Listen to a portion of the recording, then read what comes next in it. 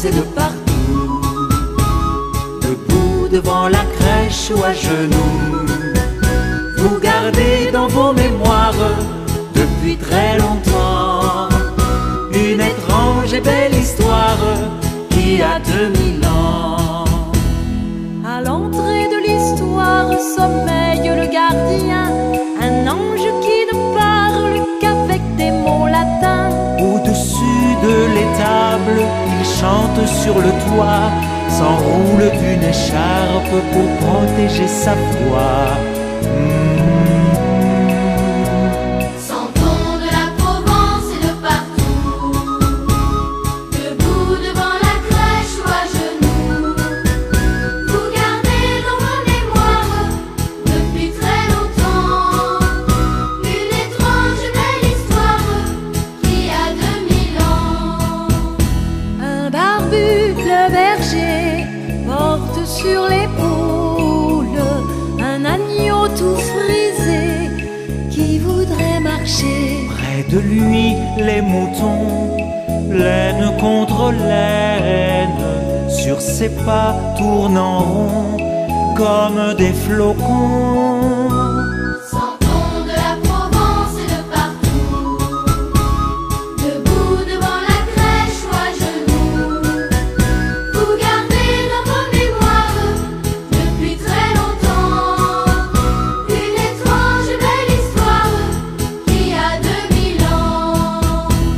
Les hommes et les femmes qui viennent voir l'enfant font une longue marche pour offrir leur présent. Brémouleurs et crémières, pêcheurs et tisserands, et même les rois mages se glissent dans le rang. Sentons de la Provence et de partout, debout devant la crèche ou à genoux, vous gardez dans vos mémoires depuis très longtemps une étrange belle histoire qui a 2000 ans. Près du bœuf allongé dort le petit âne sur la paille épuisée d'avoir trop soufflé. Et Joseph et Marie, le bonheur dans l'âme, veillent sur leur petit qui s'est endormi. Sentons de la Provence et de partout, debout devant la crèche ou à genoux, vous gardez dans vos mémoires depuis très longtemps une étrange et belle histoire qui a 2000 ans. Bon, et bien voilà pourquoi je fais une crèche chaque année pour Noël. Je tiens ça de ma mère qui la faisait depuis, disons, 80 ans, puisque j'ai des santons qui ont 80 ans. Et puis pour moi personnellement, surtout aussi pour les enfants, quand ils sont devant cette crèche, ils sont ébahis. Et c'est mon plus grand remerciement. Par contre, c'est vrai, elle est assez grande, puisqu'elle fait 3,60 m de haut, et qui va jusqu'au plafond.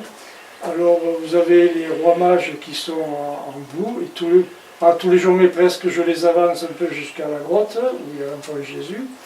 Ensuite, vous avez, chaque santon porte un nom.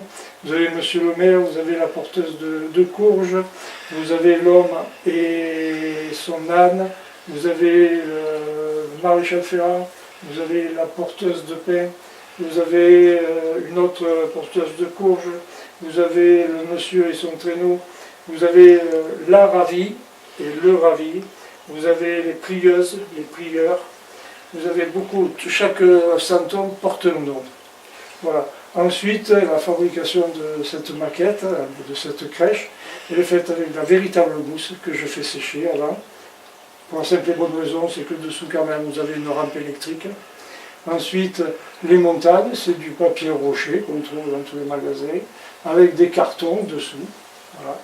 Un arbre de Noël de chaque côté qui commence et qui termine la crèche. Et pour la faire, il nous faut exactement 26 heures. 26 heures. Ensuite, la neige, c'est de la farine. Les cascades, c'est du papier alu. Ensuite, les petites maisons comme ça, celle qui est derrière moi, c'est du carton plume. Ensuite, vous avez la grotte par elle-même avec Joseph, Marie, l'ange au fond et l'enfant Jésus qui sera mis le 25 décembre. Voilà ce que je peux vous dire là-dessus. Ça demande énormément de travail, mais pour les enfants, rien de plus joli quand ils trouvent leur cadeau au pied de cette crèche. Voilà.